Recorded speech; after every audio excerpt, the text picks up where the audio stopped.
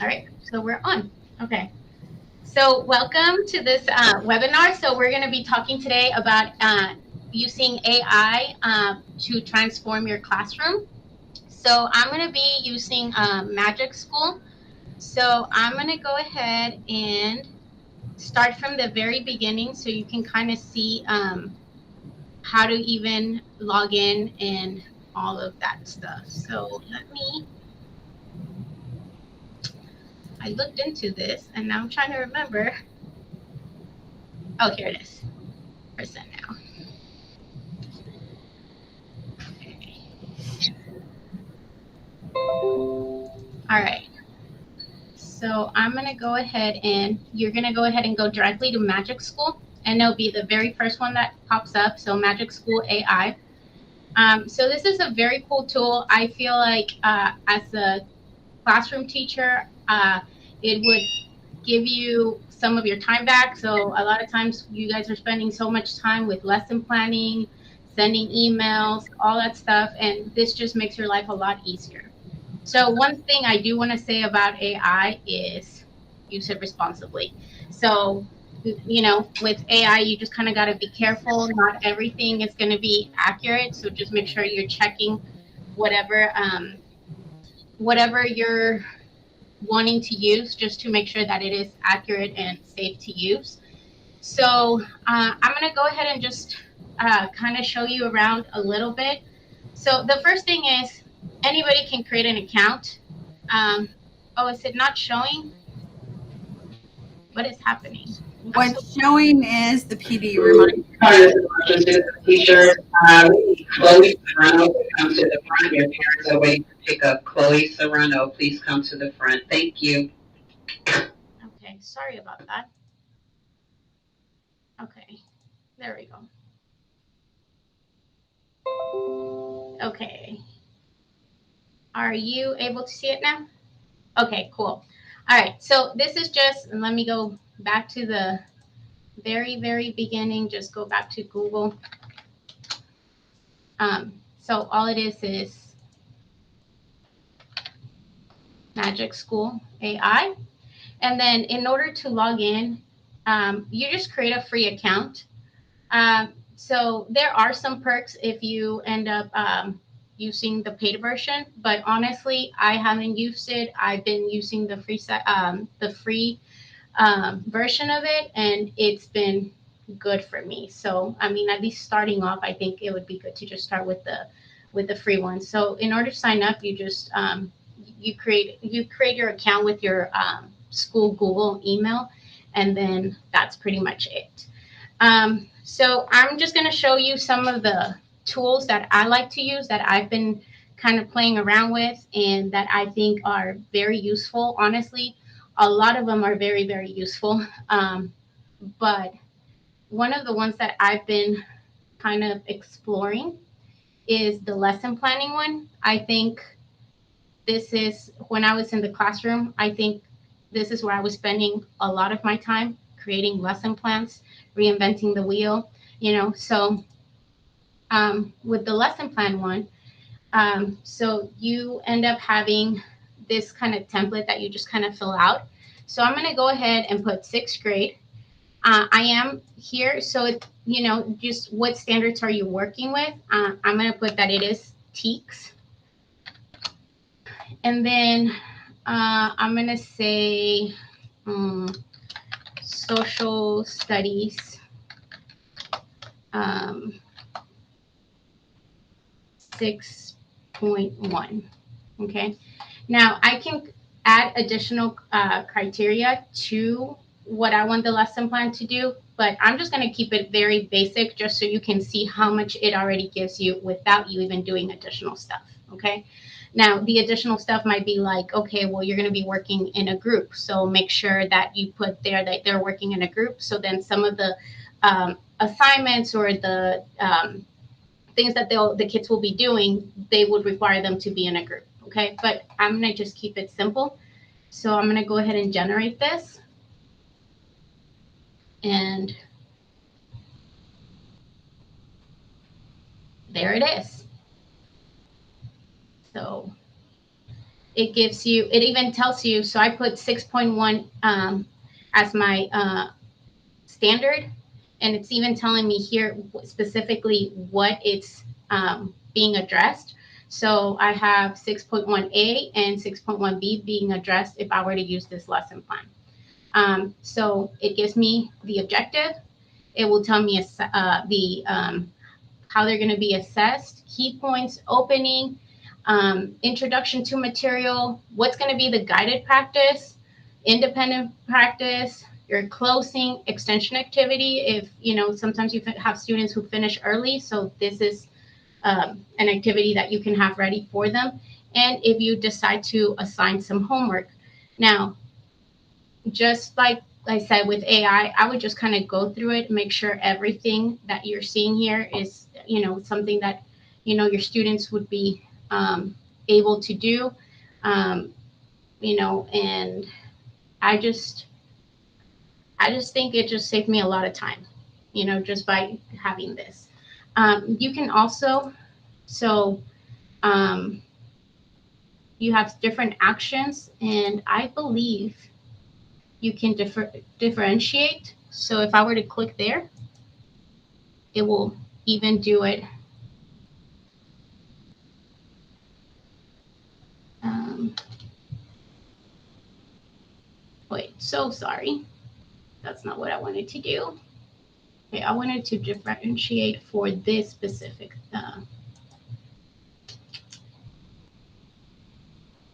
I'm sorry.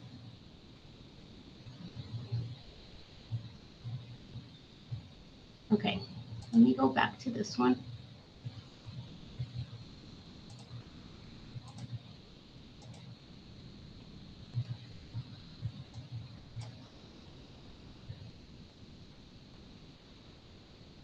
Okay, so differentiated for, and it would be, okay. I'm just gonna go ahead and start it all over, just because it's, let me go back. Okay, so I am planning, so I can use the tabs up here. So planning, so it'll make it easier to know what tools I'm using specifically that could help me with planning. So once I'm here, it makes it a lot easier. And if lesson planning is one that I really like to use, it's one of my favorites. I can always mark it as a favorite, and it'll be added at the top. So it'll be easy for me to find. So let me go back and do, it was social studies, and it was 6.1. And I'm using the TEACS generate.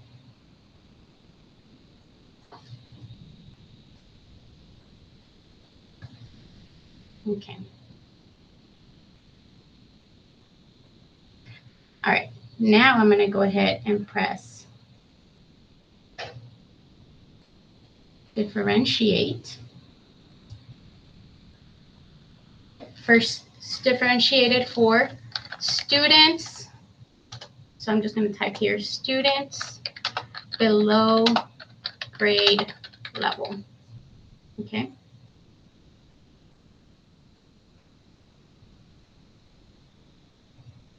So then it's giving me the same, using the same lesson plan, it gives me additional things that I can do to work with my students. How can I modify it for students who are below grade level? So something from simplifying the language, even maybe the activities might be a little bit different, or you might have visual aids. So even for like if you have ESL students, so they might not be below grade level, but they might need those visual aids, and that's something that could help. So any kind of additional support.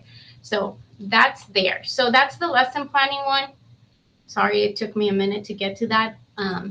So there's that. Another one that I like, that I have already put into use, is the email family. So I am a librarian. So if I go ahead and go to email family, so I'm going to go ahead and put, I'm the author, so it's me. I'll probably just put Miss Velasco since it's from school. And then, so here it's, what do you want this to say? So just keep it very simple. And I'm going to put, um, over overdue library books.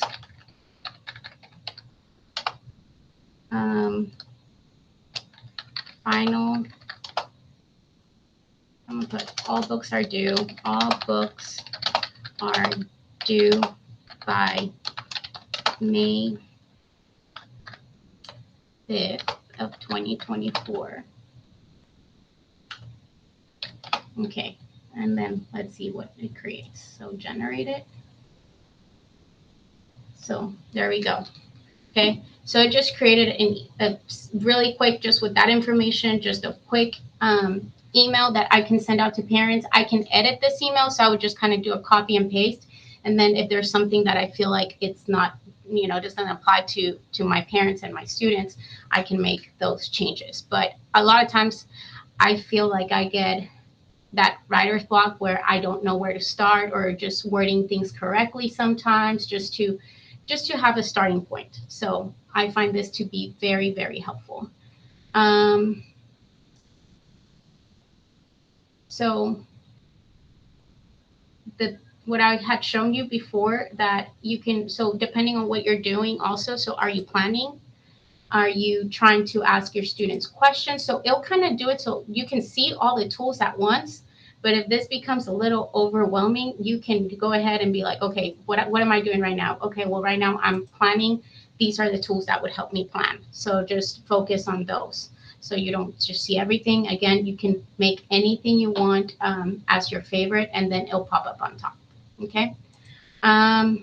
There's a really cool one that I think students would really like. So, is it? It's so you basically it'll create a song. Let me see. Where are you?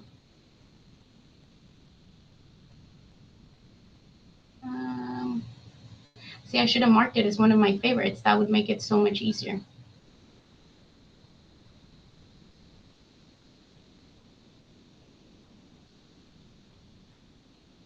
Oh, here, song generator.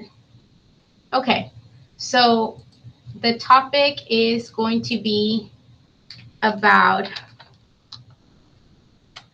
I'm going to make it about Miss Han,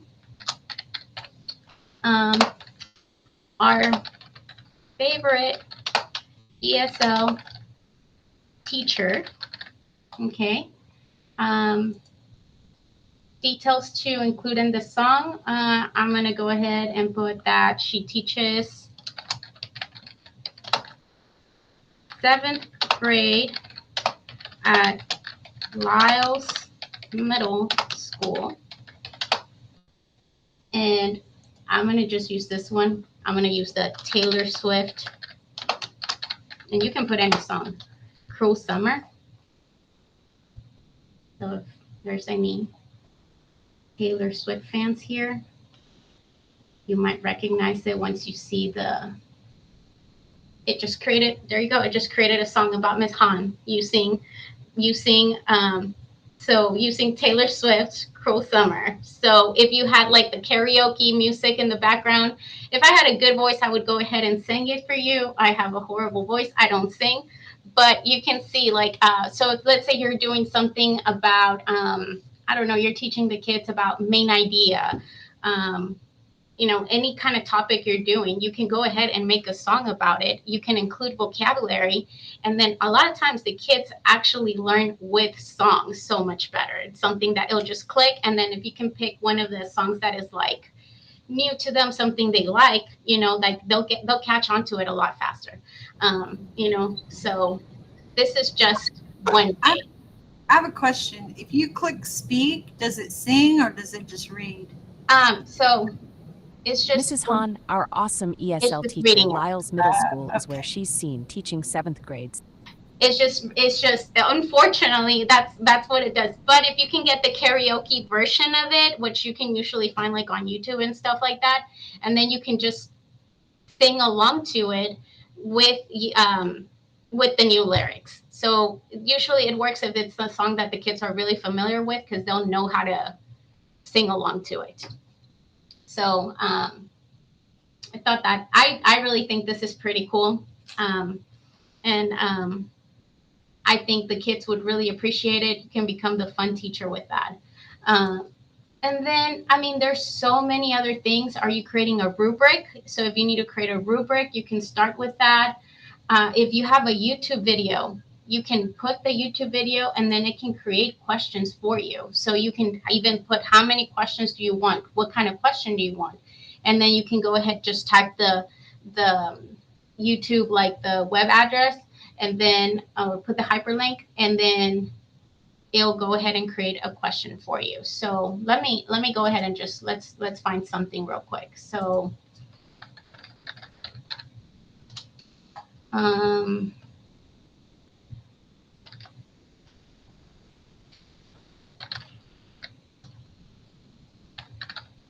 so I'm just going to put dividing fractions. Keep it just something simple. Okay, so I can get, sorry, internet's being a little slow. Let me see. I'm just popping something and I'll put it right now on the, okay. So, oh, okay.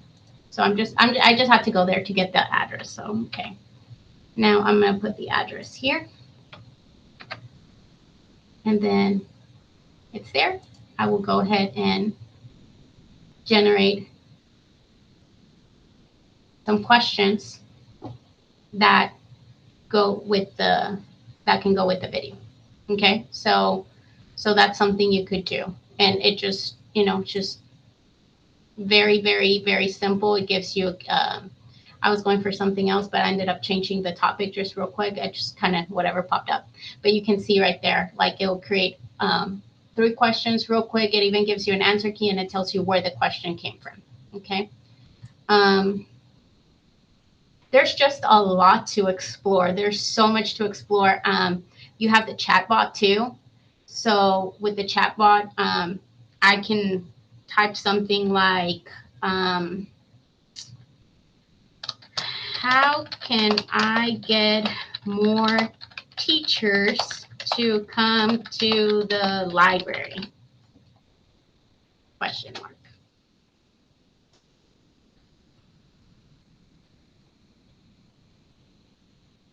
And it just kind of gives me some ideas that actually would help probably in the library, such as, I mean, it's saying it here, cater to teachers' interests based on a book club, author visits, educational talks, so, I mean, it can help with so many things. Ms. Han, do you have any questions?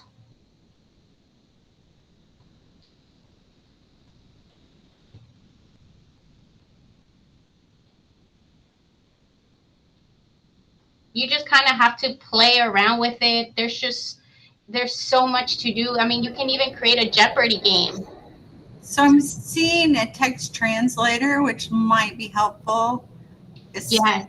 Especially if you have students who are not English or Spanish, and there's no one that would be helpful. Yes, I agree. So I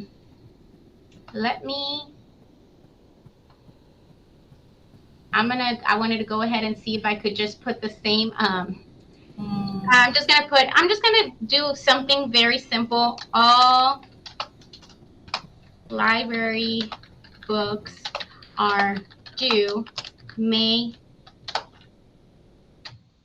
5th of 2024 before the end of the day. Okay. And you could even upload a document if you had something to upload. You could do that too. So you could copy and paste, you can upload, and then I'm not going to try any language other than Spanish because that's the other language that I speak, just to make sure and see how accurate it is. Okay. But yes, there's so many languages. So Spanish, generate.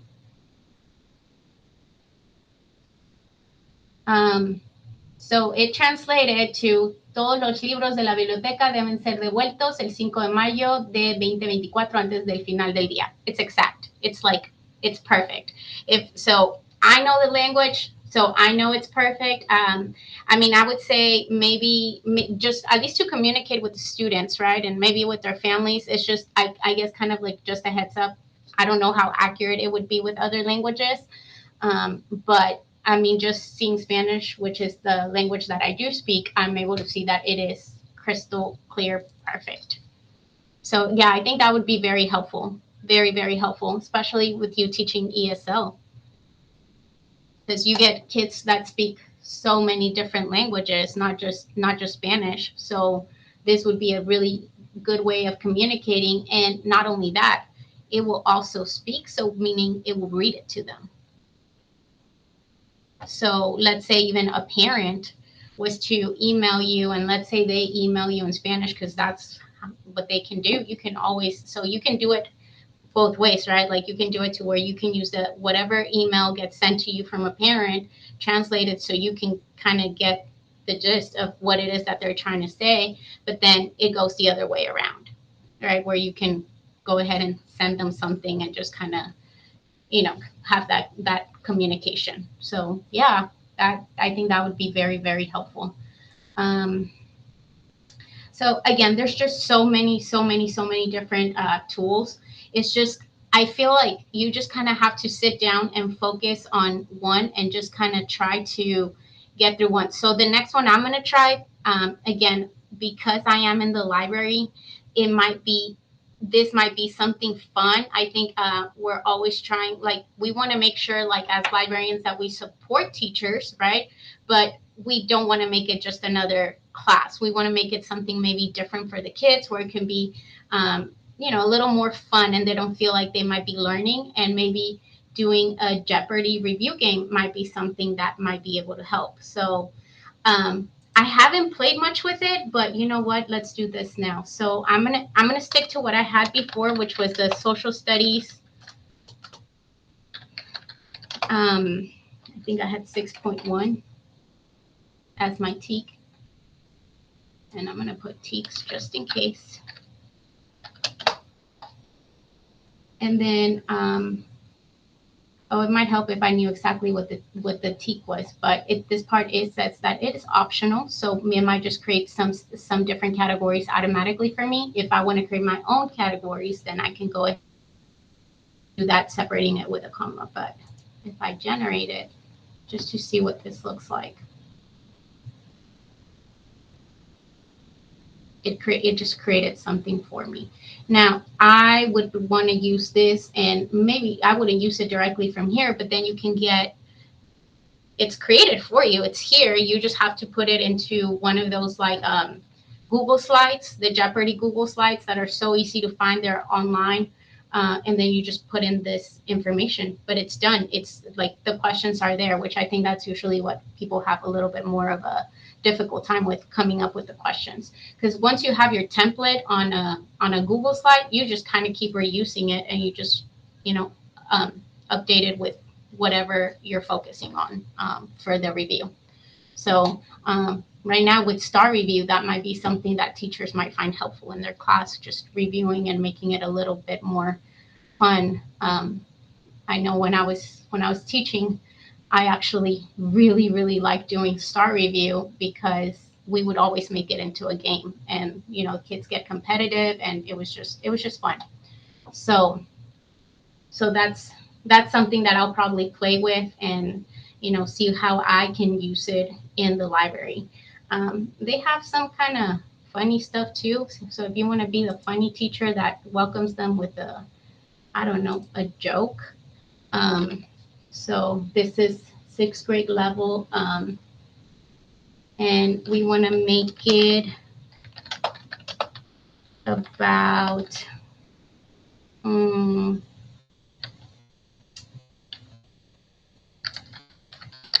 division. Let's see if it can come up with a teacher joke about division. So there you go. Why was the math book sad after division class? Because it had too many problems to divide. Uh-huh. How does a plant solve division problems? It uses photosynthesis to divide and conquer. What was the math student unhappy wait, why was this math student unhappy with their book about division? Because they couldn't seem to share the story. So cheesy kind of dad jokes. But you know, I mean, there's just so much to do with it. So like a lot you can do with it. And like I haven't played with everything, but you know, it even shows here like a group work generator. You know, I mean, behavior intervention suggestions. I know that sometimes that's something that we struggle with, and that might be something that we can really find helpful and see how, you know, can make a huge difference. It just sometimes I think what I like about AI is just it kind of gives you. I feel like sometimes we just think, you know, inside the box, but with AI you can see outside the box, and it doesn't mean you're going to follow it exactly as it is, but it's just giving you more ideas that you probably hadn't even thought about. SEL lesson plans, so science labs. Um, you know, there's so much common misconceptions. So generate the most common misconception and how to address them on any specific topic. All right. So just some kind of helpful stuff. SAT reading practice test. So I would definitely just kind of recommend for, you know, to kind of just focus on one or two at a time, see how you can apply them, how they can be useful for you. Mark them as a favorite if that's something you think you would use. And yeah, I mean, I'm using it. I'm no expert yet, but I can already see how it's been helping me. And it's only been like maybe like a month of me using it.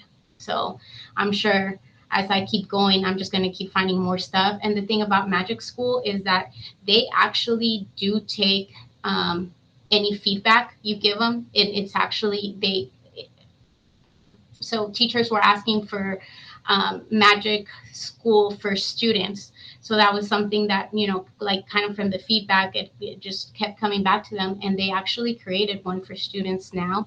I haven't used it now, but it's magic student, and it's just a way of like, let's be real, like this is the world we live in now, where a lot of things are AI, and it's just a way of getting our kids to learn to be responsible using it, right? And the thing is, with the Magic Student one, you can decide what tools they use and what tools you don't want them to use. So I haven't done the Magic Student yet. I just know that that's a new feature that just came up.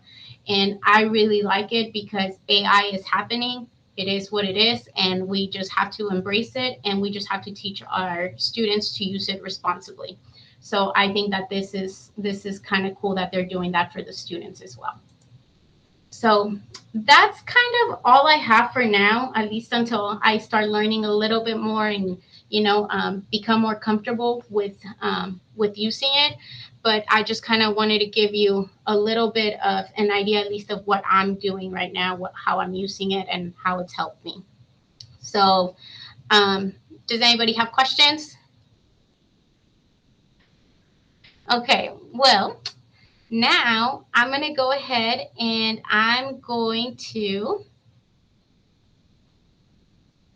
stop. Let me go ahead and stop presenting. And then I'm going to go ahead and on the chat,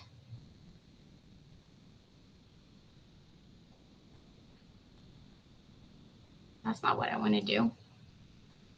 I want to just give you I'm going to give you so that you can get credit for joining us today. So I'm going to go ahead and send you on the chat the link.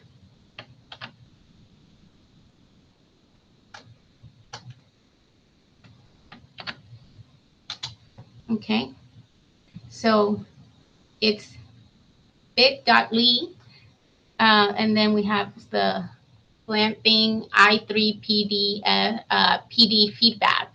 So hopefully that works. If not, please let me know. But I do want to make sure that you do get your credit for attending. So if there's no more questions, thank you so much for joining. And you can always reach me at my email. So El Velasco, I'll put that on the chat as well, at garlandisd.com.